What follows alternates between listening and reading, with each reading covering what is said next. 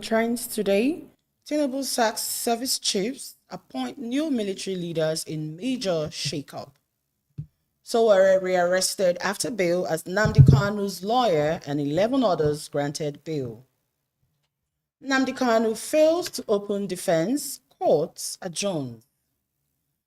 And federal government approves $1 billion for modernization of Apapa Tinkan port in Lagos. Hello and welcome to another episode of TrendsWithLJE, where we analyze major stories shaping leadership, justice, and economic growth across Nigeria and Africa. My name is Omoyele Sowore. Now don't forget you can also be a part of the conversation by following us across all platforms on @LJE Nigeria. Joining me to discuss today's topics is a panel whom I shall be introducing after the break. Stay tuned.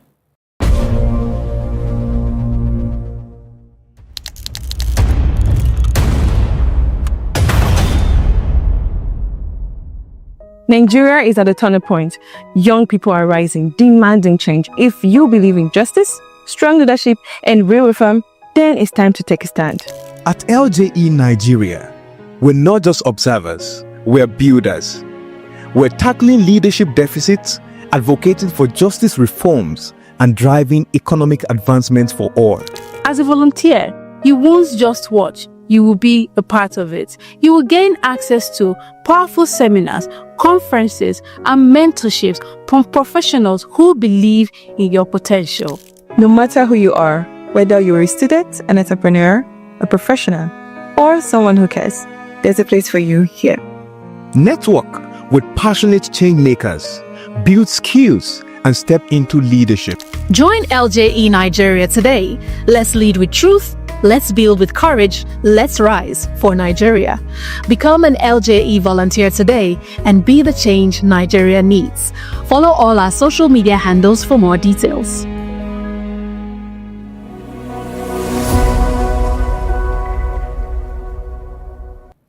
Welcome back from the break. This is still Trends with LJE, and I have in the studio with me the president of LJE, Barrister Samuel Meme. You're welcome to the studio, sir. Thank you very much for And I also have Dr. John Kamyang, a communications expert. Dr. John, you're welcome once more. It's always a pleasure. Okay, so to our first story. President Bola Tinubu has announced a major shakeup in Nigeria's military leadership with the immediate sack of the service chiefs. In a statement issued by his special advisor on media and public communication, Sunday Diary, the president appointed General Olufemi Oluyede as the new chief of defense staff, replacing General Christopher Musa. Major General W. Shuaibu now heads the Nigerian Army. Air Vice Marshal S.K. Aneke takes charge of the Air Force, while Rear Admiral I. Abbas becomes the new chief of naval staff. The Chief of Defense Intelligence, Major General E.A.P. Udende, however, retains his position. Over to you, Barrister Samuel. What do you think could be the reason for this major shakeup in our security agencies?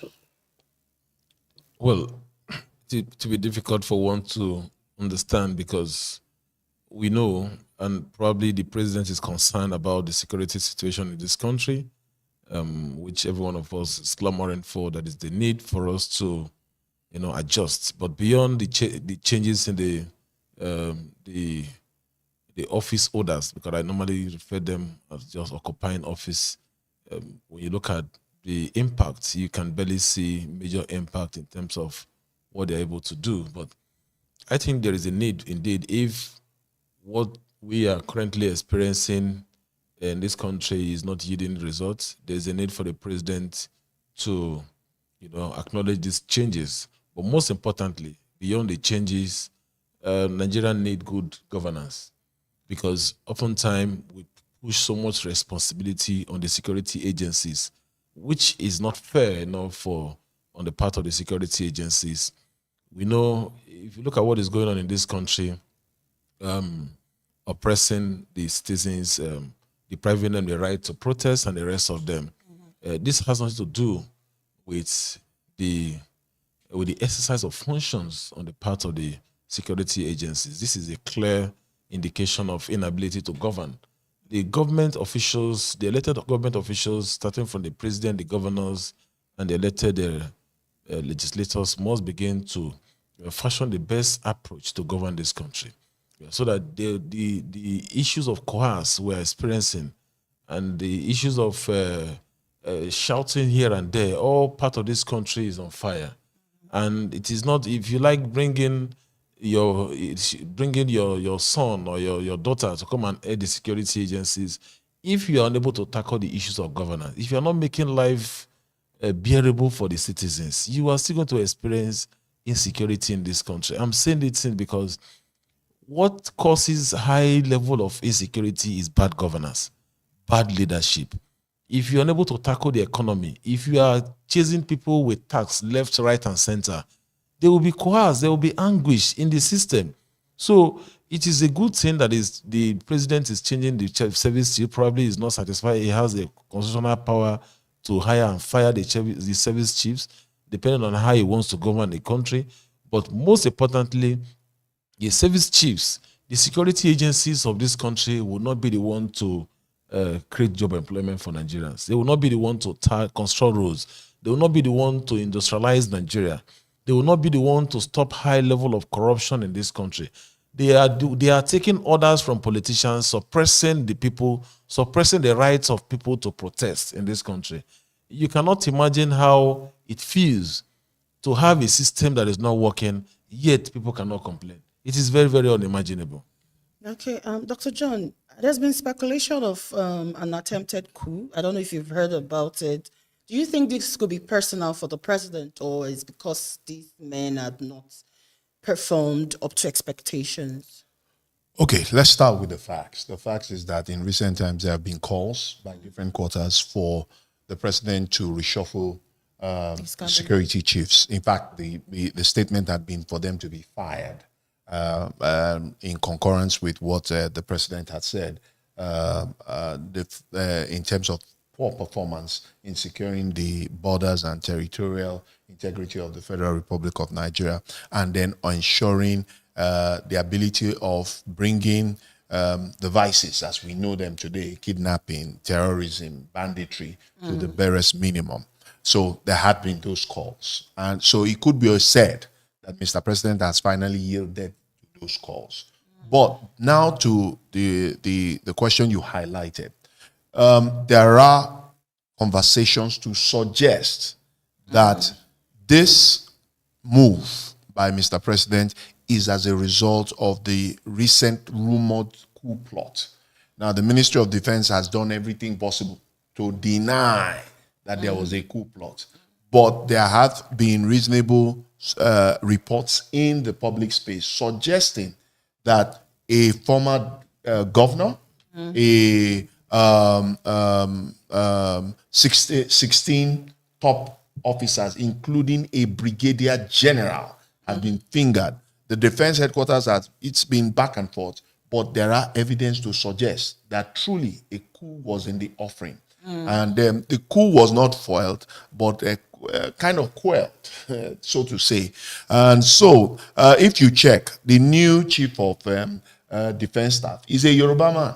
And I can bet you, by tomorrow, we will get reactions from various other quarters. Though the president, in his wisdom, has tried to even out the various security chiefs. As you can see, I think the head of Air Force is from the southeast. The only person that has retained is the chief of defense intelligence. Yeah. And so there is a lot at play. And I have said, and I continue to maintain, that the APC has perfected the tool, the machinery of propaganda. So they deal with the Nigerian populace right now on a need-to-know basis. They tell us what they want us to hear or what they think should hear, while keeping under wraps every other thing. And look at the way the information came out. It didn't come from Bayo Onanuga. It came from Sunday Diary. So it tells you the way they are playing their cards. And if Nigerians are very observant, I think Nigerians should begin to understand that the Tinubu administration prefers to bring the antics of politics rather than governance, leadership to the table. Okay, so moving on, the rearrest of human rights activist Omoyele Sowore has once again stirred national debates over civic rights, judicial independence, and state power in Nigeria. The incident occurred shortly after a magistrate court in Kuje granted him bail alongside Nnamdi Kanu's lawyer Aloy Ejimako, his brother Prince Emmanuel Kanu, and 10 others who were charged with inciting public disturbance during the Free Nnamdi Kanu Now protest in Abuja. Barrister Samuel, over to you. From the legal perspective, does this rearrest of Sowore amount to violation of his constitutional rights? Absolutely. I hold this view that even his arrests from ab initio is a gross violation of his rights, because I think this government should begin to focus more on governance. Enough of politics. We have enough politicians in this country destroying this country. And the worst you can do is to be destroying a system and at the same time be suppressing the people from speaking up. Incitements on what? Nigerians are already grown beyond being incited. Nobody can incite anybody in this country anymore. We're all bearing this bronze from these governments here and there. And when we talk about this government, it's not just about the federal government-led government. We're talking about almost all aspects of the ties of these governments, from the federal, the states, and the local government. But why so much emphasis is more on the federal government is because we want to see the federal government leading by example. And when you see a federal government leading courageously by example, it will send a very strong signal to state government and local government to begin to do the right thing. For Sowore to be arrested after he has been granted bail by the magistrate courts is a clear violation of his rights. What they ought to do in the first instance is you can take him to the prison pending the perfection of his bail condition. The police at that point had no business whatsoever. If there are other things, because we have seen this thing play out over and over again, and in the long run, unfortunately, we saw Sowore the other day when he protested. He joined the retired police officers to protest. The people don't know that today you might be in position of authority as an officer, receiving frivolous instructions from people who do not mean well for the country. Unfortunately, there is nothing they can do. But Nigerians must be courageous to continue to stand for their right and stand for the right of other oppressed people in this country. And I know for sure that Sowore will be out, and other persons who have taken the bull by the horn. It is not easy for people to protest in this country. It is not easy for people to leave their work and their businesses to protest against bad governance. This was a very peaceful protest. People felt that this Nnamdi Kanu that have been incarcerated, that this trial has lingered for so long. In a country where rule of law prevail, you can't try someone for over 5 years. What are you discussing? You keep bringing up issues. If people now decide to come out to protest, you are supposed to listen to them, protect them, and allow their voice to be heard. Then the next thing the government will now reflect on the agitation and take adequate decisions. The president must recognize that Nnamdi Kanu is someone who commands a lot of followership. For someone like Nnamdi Kanu is not a man that you can just throw into the prison and you expect everybody to keep quiet. This is someone that's, from the time he was arrested and up to today, they have been observing Monday sit at home. And even the state is respecting that sit at home. Because, of course, I do things in the East. So, for someone like him, who is able to command that consistency for years, that Monday he sits at home to agitate for his freedom, is enough for the government to really reflect. Probably, he may have made certain comments out of anger, which is many people can. The nature. It is only those who are in government or those who are benefiting from the government of today that will raise praises on this government. Any other person who is not in government, nobody can speak good about this government, because this government has brought untold hardship on Nigerians, and you cannot expect us to keep quiet. Look at the high rate of living in this country. I mean, if people can no longer pay their house rent. What is salary? People, I mean, the whole system is messed up. And you want us to keep quiet in a country, Nigeria, the giant of Africa? We should all shut our mouth and keep quiet and allow things to go wrong. It is wrong, and it is not sustainable. Thank you very much, sir. And to our next story, the detained leader of the Indigenous People of Biafra, IPOB, Nnamdi Kanu, has again failed to open his defense in this ongoing alleged terrorism trial before a federal high court in Abuja. Kanu said he could not open his defense because he has not been handed the case file to enable him familiarize himself with its contents to enable him adequately prepare for his defense. Following his inability to commence his defense yesterday after the withdrawal of his team of lawyers led by former Attorney General of the Federation, Kanu Agabi, Kanu prayed the court to grant him a short adjournment till the next day, which is today. Dr. John, quickly, you've been following this case since on Monday. What is your take on this? Oh, well, naturally, these are the dynamics that play when an accused decides to defend himself. He must be granted access to his case file for him to legitimately give answers to questions that have been asked by the prosecution.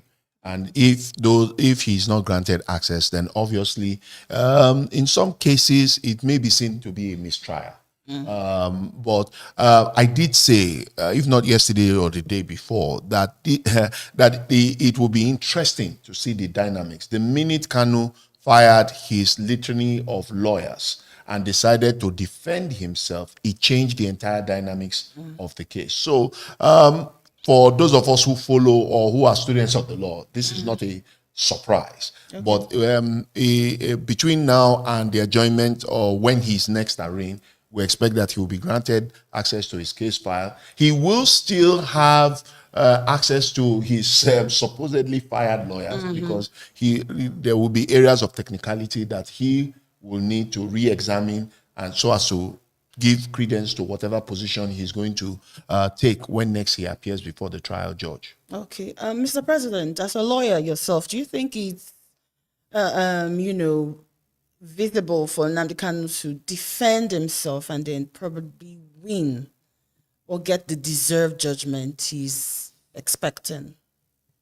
I think this is not the first time Nnamdi Kanu is assuming that responsibility for defending himself. I think in the earlier beginning of his trial, he also opted to defend himself. He has the constitutional protection to defend himself as an accused person. So the law permits him to do so.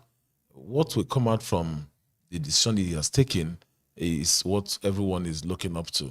But I'm very, very sure he probably have some certain things to say. Like he said that his lawyers are scared to say or mention certain names. We really hope to see all of this issue. But what we are looking out for is possibly a political solution.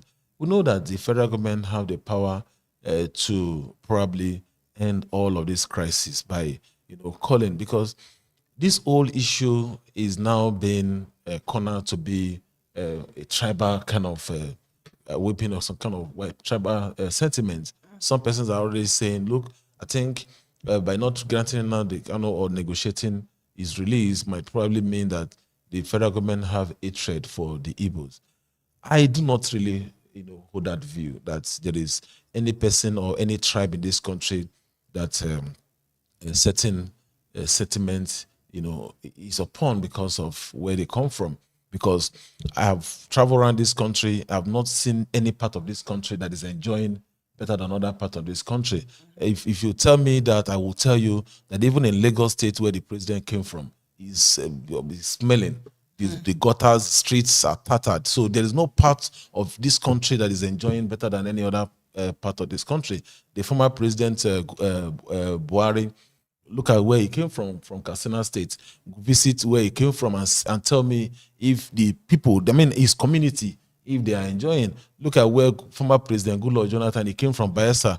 Go and see where he came from. The people there are suffering. So there is no part of this country that is enjoying. We are experiencing this thing together. And I do not hold that view that because Nnamdi Kanu is an Igbo man. But I believe that there are people within that system who are not so comfortable, because a lot of things have changed since he has been incarcerated in the prison. I know so many people will be pushing for him to remain there. He may have committed offense, I know definitely, but when you now measure it with the kind of attraction that his incarceration is causing, it will not take the federal government anything to negotiate him to leave, so that they can possibly face the issues of governance. That is my opinion, you know. So, but in the area whether you have the legal rights to protect himself and speak for himself in the court of law, absolutely 100% he can defend himself and get out of that place, because he has not committed offense. There are people who have committed more crime that we know that are working freely in this country. So for me, Nnamdi Kanu, the government should begin to, and I said it at the beginning when Nnamdi Kanu was agitating for Biafra state, I believe in one Nigeria. And I know for sure that this country and every one of us from different tribes of this country will be better off if we maintain a very strong, united Nigeria. And I said it at that time. I criticized Nnamdi Kanu at that time. And I said, if this man wants the Biafra state, he should begin to advocate for good governance from his states. Because where he came from, Abia State, until recently, Abia State had produced the worst governors in this country. So I have always held that opinion that Nnamdi Kanu should fight more within the people. He should tackle the governors to compel them to do what is right. But at this time, looking at how much and how far they have kept him in incarceration for speaking up for his people, I think it is high time that every Nigerian should rise up for this man to be freed. Okay, and to our final story, the federal government has approved $1 billion, that is 1.4 trillion naira, for the modernization of Apapa and Tinkan Island ports in Lagos, the country's busiest maritime hub. Minister of Marine and Blue Economy Adegboyega Oyetola made the announcement at the Chartered Institute of Logistics and Transport in Lagos. According to Oyetola, the project will boost cargo handling efficiency, expand port capacity, and align Nigeria's maritime operation with global best practices. Dr. John, in 60 seconds, how do you, what's your comment on this? Is this applaudable? The question is, why Lagos? Okay. Lagos is not the only seaport we have. What is happening to One in River State? Okay. What is happening to the conversation about the Ibom deep sea port, which is, from all indications, would, boost the IGR of not just Akwa Ibom State, but even the country at large. So why invest such money and not ensure it effective spread in other seaports that would also enhance both trade and import and export in and out of the country? So this move suggests or alludes to the conversation that Mr. President is more focused on favoring Lagos and the Southwest than other regions of the country. And it would be nice to understand the premise with which Mr. President came to the conclusion with his executive cabinet that Lagos should be where they should pump over 4-point-something trillion naira. Okay, Mr. President, what is your take on this? Well, we've not seen the details of what they intend to do, because this government has demonstrated the capacity of wastefulness. I do not believe in federal government approval. I do not have confidence in this government. I said it at Benicio.